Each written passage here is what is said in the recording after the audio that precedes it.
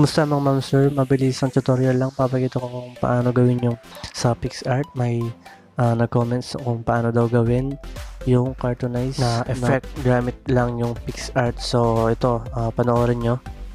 Syempre, unang-una kailangan nyo ng application na Picsart. Pwede nyo i-download ito sa Play Store tsaka App Store. So yon, open nyo na. Tapos pindutin yung plus sign. So pipili ka ng picture mo na gusto mong gawin. So ayun,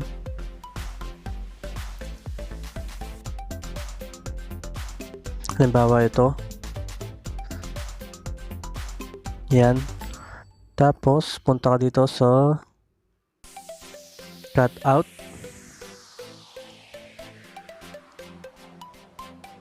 Ayan, guhitan lang ng ganyan dun sa mga gilid para mabilis ang ma-cut out at maalis yung background. So ganun, tas check mo yung arrow. Ayan, tas ayusin mo yung mga hindi pa na nalagyan ng kulay.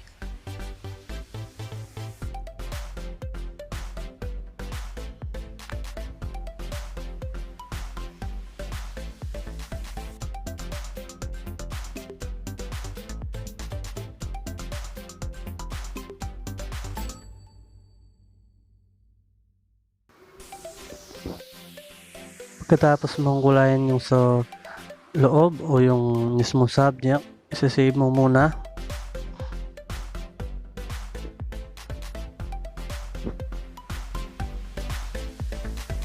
Save to my stickers.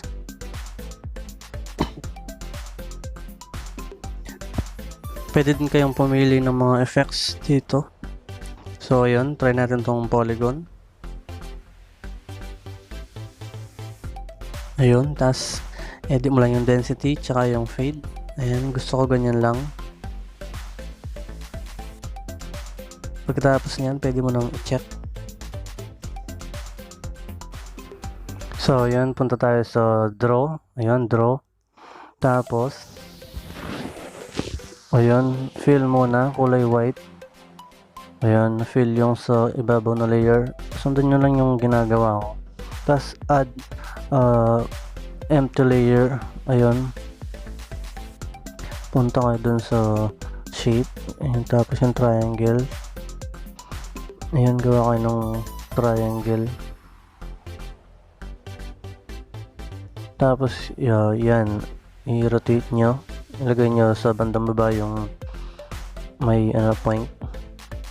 Tapos check nyo. Punta kayo ulit sa layer. Add photo layer yung kanina sinave nyo na edit na nawalan na ng background. Ayun, tas adjust lang.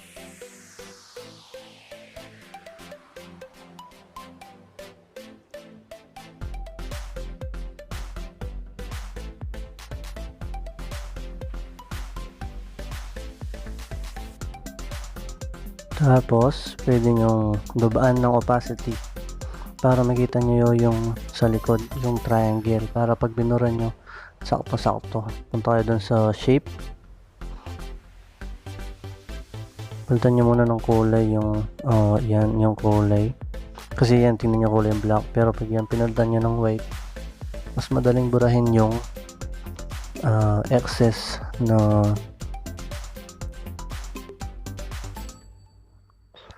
so ayun, gumawa kayo ng box. Tapos rotate nyo na magsasakto dun sa gilid ng triangle para mabura kaagad yung subject. Dito adjust lang ng konti hanggang makuha mo yung tamang angle nya. Ayun, pareho lang yung gagawin dun sa kabila, ganon din. Gamit ka ng shape na rectangle, tapos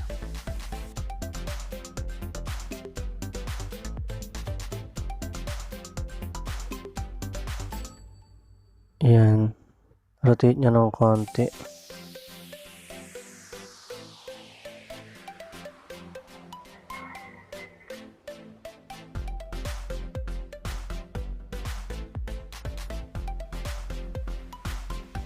Pagkatapos niyan, pwede nyo nang ibalik yung opacity ng subject sa 100.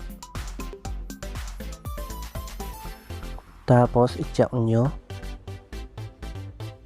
Kapag sa tingin nyo ayos na, i-check nyo na yung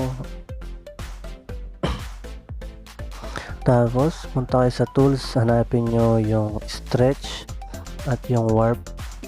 Dito, adjust din kayo ng size na gusto nyo.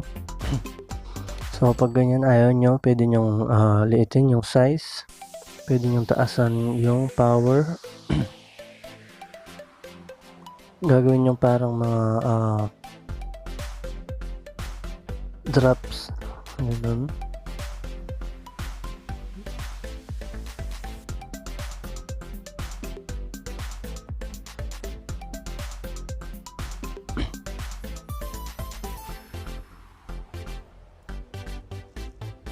So, yan hanggang doon sa kabilang gilid. Ganon din yung gagawin.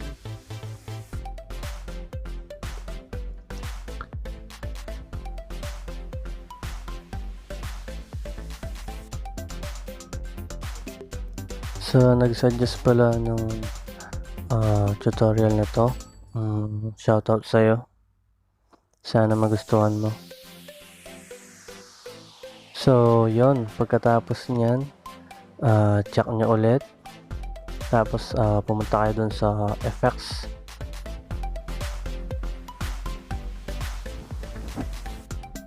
Tapos, punta kayo dun sa effects, tapos blur. Hanapin nyo yung motion blur.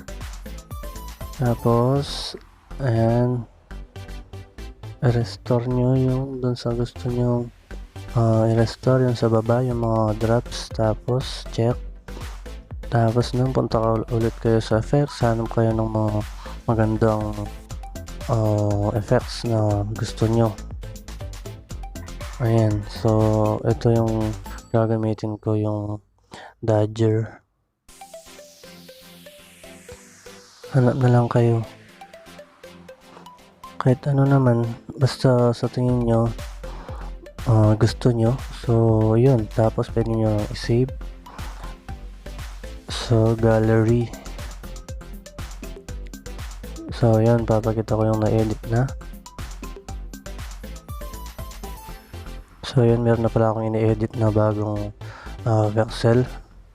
Pero, ito yung na-edit natin ngayon. Ayan. So, yun. Sana nagustuhan nyo.